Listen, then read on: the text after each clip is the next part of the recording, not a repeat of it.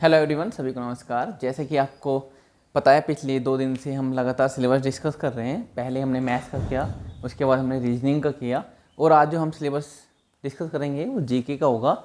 Same वही process होगा कि सबसे पहले हम टॉपिक उठाएंगे, उसके बाद उससे रिलेटेड हम क्वेश्चन देखेंगे। लेकिन उससे पहले मैं आपको बताना चाहता हूँ कुछ डाटा जो कल हमारे आप लोगों ने हमें डाटा दिया है। जैसे सबसे पहले हमें विशाल यादव जी बताते हैं। उनका सेंटर देहरादून में था 19 तारीख का। उन्होंने बताया कि केवल मात्र 238 बच्चे प्रेजेंट थे 500 में से। उसके बाद अमर अग्निहोत्री बताते हैं, उनका डाटा 27 तारीख का है एनटीपीसी दादरी, जिसमें 300 से प्लस बच्चे आए थे। उसके बाद रोबिन सिंह राजपूत हमें 20 तारीख इट मीन्स कल का ही डाटा बताते हैं एनटीपीसी औरैया का। उन्होंने बताया कि मात्र 199 बच्चे 500 में से प्रेजेंट हुए थे। उसके बाद अतुल मेहरा, जो कि उन्होंने भी 20 तारीख का डाटा बताया। ये डाटा हरिद्वार का है, वहाँ पर 146 बच्चे आए थे 500 में से। उसके बाद हमें दीपशिखा राठौर जी बताती हैं 28 जुलाई का डाटा, जो कि गाजियाबाद का है। उसमें 200 गर्ल्स आई थी, ठीक है। लेकिन हमारी कमेंट पे एक कमेंट है राव साहब का, मुझे बहुत अच्छी लगा पढ़कर।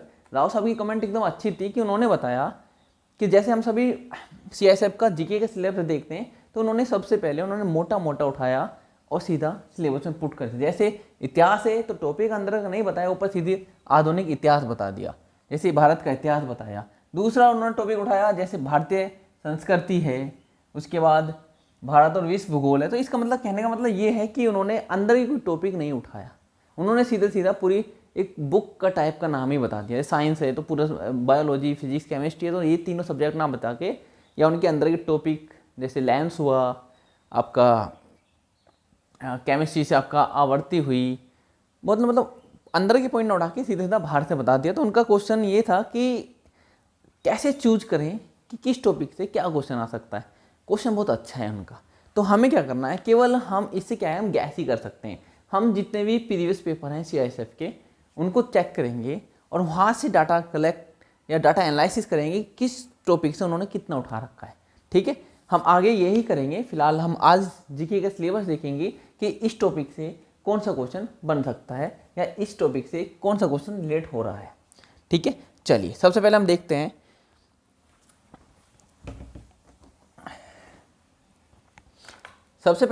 हैं, हिस्ट्री ऑफ इंडिया, भारत का इतिहास। अब भारत का इतिहास 3 है, मतलब कहने का मतलब ये है कि भारत का इतिहास 3 डिवाइड में है। नंबर 1 प्राचीन भारत, नंबर 2 मध्य भारत, नंबर 3 आधुनिक भारत। अब हमें ये नहीं पता कि कौन से पोर्शन से कौन सा क्वेश्चन आ जाए, तो इसलिए हम क्या करेंगे कि भारत इन तीनों पोर्शन में हमें एनालिसिस करके क्वेश्चन को उठाना है और उस टॉपिक को जबरदस्त तरीके से पढ़ना है, ठीक है। तो मैंने उसमें से मध्यकालीन भारत का क्वेश्चन उठाया। तो सबसे पहले आप देखिए अपनी स्क्रीन पर, क्वेश्चन है लाक्स बक्स किसकी उपाधि थी, ठीक है। ये मध्यकालीन का क्वेश्चन है। तो ये लाक्स बक्स उपाधि थी आपकी कुतुबुद्दीन ऐबक की, ठीक है। आपका आंसर ए सही है, कुतुबुद्दीन ऐबक। जब आप उसको डिटेल में पढ़ेंगे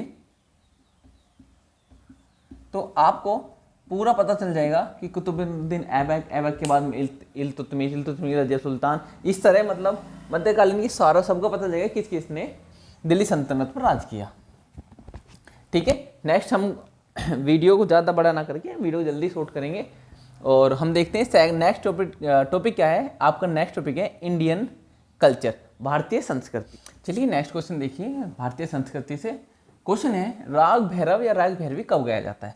राग भैरवी प्रातःकाल के समय गाया जाता है, ठीक है। भारतीय संस्कृति से बहुत सारे क्वेश्चन उठ सकते हैं, जैसे मेले से उठ सकता है, ठीक है, त्योहारों से उठ सकता है, आपके फसलों से उठ सकता है, ये सब भारतीय संस्कृति ही है, ठीक है। चलिए नेक्स्ट क्वेश्चन देखिए। नेक्स्ट टॉपिक हमारा है ज्योग्राफी ऑफ इंडिया।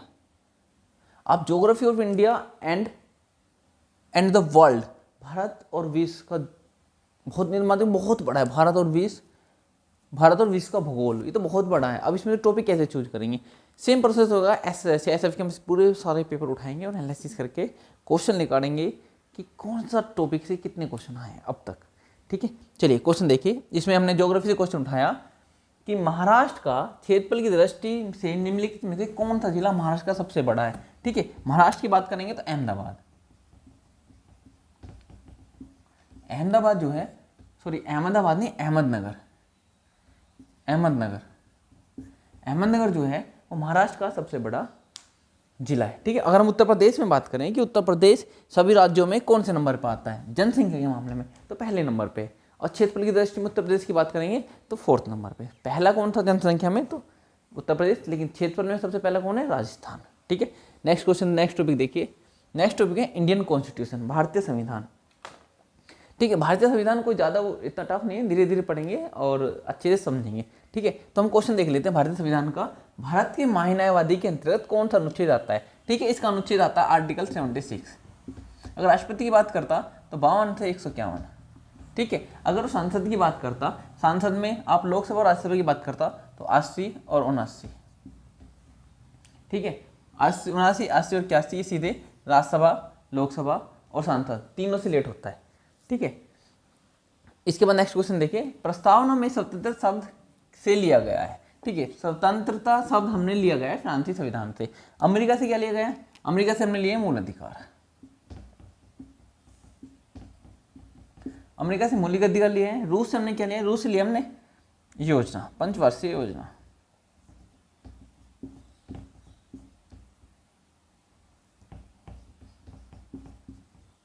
पंचवर्षीय योजना। ठीक है, और ब्रिटिश संविधान से हमने क्या किया है, ब्रिटिश संविधान से तो हमने बहुत सारे लिए हैं, जितने भी अब तक पीछे के बहुत सारे हैं, जैसे न्याय हुआ, न्यायपालिका हुआ, राष्ट्रपति महाभियोग हुआ, ये सब हमने ब्रिटिश संविधान से लिए हैं। ठीक है, चलिए नेक्स्ट क्वेश्चन देखते हैं। नेक्स्ट टॉपिक है हमारा national and international current affair. ठीक है, तो करंट अफेयर तो आप सभी लोग जानते हैं, करंट अफेयर जो भी रिलेटेड एकदम करंट चल रहा है वो करंट होता है। नेशनल और इंटरनेशनल दोनों बात करेंगे कि हाल फिलहाल में क्या चल रहा है। लेकिन हमें क्वेश्चन जो लिया है 2021 का उठाया है, उसमें है जून 2021 में स्विमिंग फेडरेशन ऑफ इंडिया ने किसके लिए 5 लाख रुपए के नगद इनाम की घोषणा की। ठीक है, 5 लाख के नगद इनाम किसके लिए करा, 5 लाख के नाम जो हमने दिया वो दिया साजन प्रकाश को। साजन प्रकाश को क्यों थे, साजन प्रकाश जो है कि ये पहले हैं जो तैराक में अवार्ड जीत कर रहे हैं। ठीक है, तो इसलिए साजन प्रकाश को हमने 5 लाख का इनाम दिया है। नेक्स्ट टॉपिक हमारा क्या है, इंपॉर्टेंट डेज। इंपॉर्टेंट डेज देखिए, इंपॉर्टेंट डेज बहुत सारे होते हैं, जनवरी में बहुत सारे हैं, जैसे आपका मतदाता दिवस 25 का हुआ, युवा दिवस 12 का हुआ। ठीक है, और आप पर्यावरण दिवस में चल जाइए, क्वेश्चन हमारा पर्यावरण पे है, जैसे विश्व पर्यावरण दिवस प्रतिवर्ष को विश्व स्तर पर मनाया जाता है, ये सभी को पता होना चाहिए। 5 जून, 5 जून पर्यावरण दिवस। बहुत सारे हैं, जैसे टीचर्स डे मनाते हैं 5 सितंबर को, और एयरफोर्स डे मनाते हैं हम 8 अक्टूबर को। ठीक है, ऐसे हमें याद होते हैं। मानव दिवस मनाते हैं हम 10 दिसंबर को। तो ये बहुत सारे दिवस हैं, हमें सबको याद करना पड़ेगा। ठीक है, चलिए नेक्स्ट टॉपिक है हमारा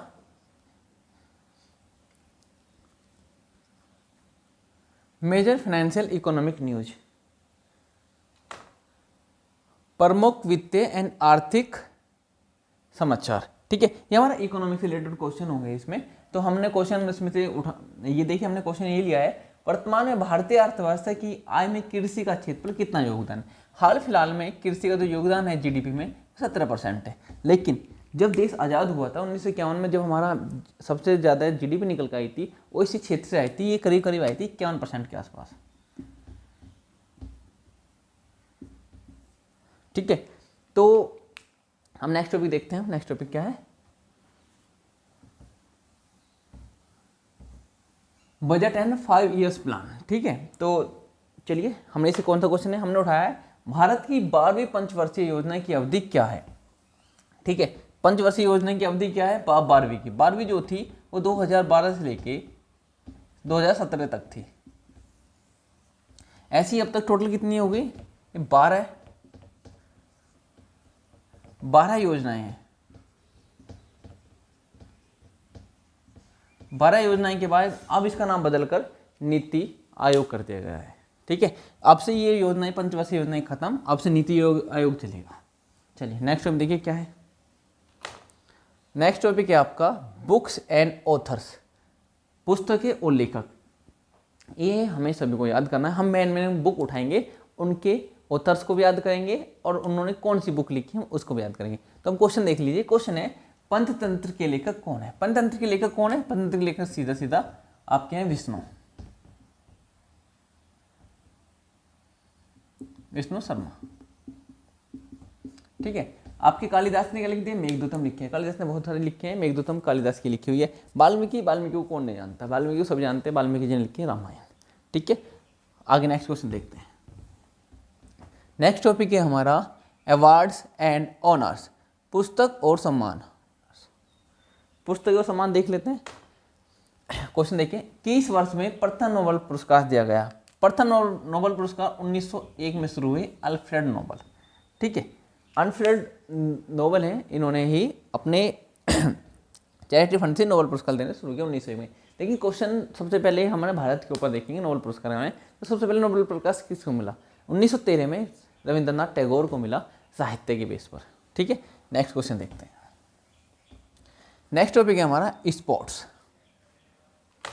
ठीक है, स्पोर्ट्स खेल से रिलेटेड जितने भी क्वेश्चन हैं हम उसके बारे में डिस्कस करेंगे कि कौन कौन से क्वेश्चन पेपर में अब तक आए हैं। मेनली हम CISF का चेक करेंगे। ठीक है, अब फिलहाल देखते हैं सचिन तेंदुलकर ने अपना 100वां शतक किसके खिलाफ लगाया? तो सीधे सीधे इसका आंसर आना चाहिए बांग्लादेश। ठीक है, तो अब क्वेश्चन ऐसे ही पूछ लेगा कि कपिल देव किस गेम से रिलेटेड हैं, तो सीधा सीधा क्या कौन सा होना चाहिए हमारा? क्रिकेट। मेजर ध्यानचंद के बारे में पूछ लेगा तो किससे होना चाहिए? हॉकी। ठीक है, चलो नेक्स्ट टॉपिक देखते हैं। नेक्स्ट टॉपिक है हमारा साइंस, इन्वेंशन एंड डिस्कवरीज, विज्ञान, आविष्कार और खोज। ठीक है, चलिए क्वेश्चन देखते हैं। क्वेश्चन में क्या है? आधुनिक आवर्त सारणी का आविष्कार किसने किया था? ठीक है, इसका आंसर है मेंडलीफ।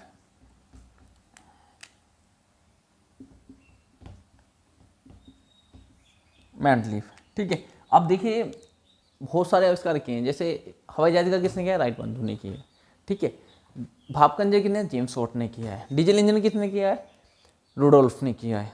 ऐसे हमें सारे आविष्कार याद करने, मेन जो जिनका लगता है कि हमें ये पेपर में आ सकते हैं। ठीक है, तो चलिए नेक्स्ट टॉपिक देखते हैं। इंटरनेशनल एंड नेशनल ऑर्गेनाइजेशन, अंतर्राष्ट्रीय एंड राष्ट्रीय संगठन। ठीक है, हमारा क्वेश्चन देखिए, हमने इस टॉपिक से यही क्वेश्चन उठाया है। विश्व व्यापार संगठन का मुख्यालय कहाँ है? इसका मुख्यालय है जिनेवा। ठीक है, विश्व संगठन, विश्व अंतर्राष्ट्रीय और राष्ट्रीय संगठन। अंतर्राष्ट्रीय संगठन बहुत सारे हैं, WHO है, WTO है, आपका यूनिसेफ है, बहुत सारे संगठन हैं। हम उसके बारे में एक एक पॉइंट टू पॉइंट वाइज पढ़ेंगे, डिटेल भी पढ़ेंगे उनकी, और उनका मुख्यालय कहाँ है, उनका अध्यक्ष क्या है, उनके सदस्य कितने हैं, हम सारी जानकारी पॉइंट टू पॉइंट पढ़ेंगे, जिससे कि हम एक बार पढ़ें उसको ना भूलें और पेपर हम अपना CISF का अच्छे से दें। ठीक है, तो आज हमने डिस्कस किया जीके का। हालांकि जीके में अभी तक किसी को नहीं पता है कि क्वेश्चन कहाँ से उठ के आ सकते हैं। ये हमारे पास एक हेड कांस्टेबल की बुक है, आप देख लीजिए। हमने इससे सारे अब तक जितने क्वेश्चन उठा रहे हैं इसी बुक से उठा रहे हैं। ये इन्होंने प्रैक्टिस सेट बनाए हुए हैं। ठीक है, तो लास्ट में बस सिर्फ यही कहना चाहता हूँ कि आप जो भी डाटा हमें भेज रहे हैं वो कृपया लेटेस्ट वीडियो पे भेजें। आज वाली इस वाली वीडियो पे भेज सकते हैं या कल वाली वीडियो पे भेज सकते हैं, जिससे क्या होगा कि हम डाटा कलेक्ट करने में बहुत ईजिली तरीके से डाटा कलेक्ट करेंगे, और आने वाले जो भी बच्चे का आने वाला डे में फिजिकल है तो उन्हें डाटा को एनालिसिस करके अच्छे से उन्हें समझा सकें। ठीक है, आज के लिए इतना ही। थैंक यू, धन्यवाद, थैंक यू वेरी मच।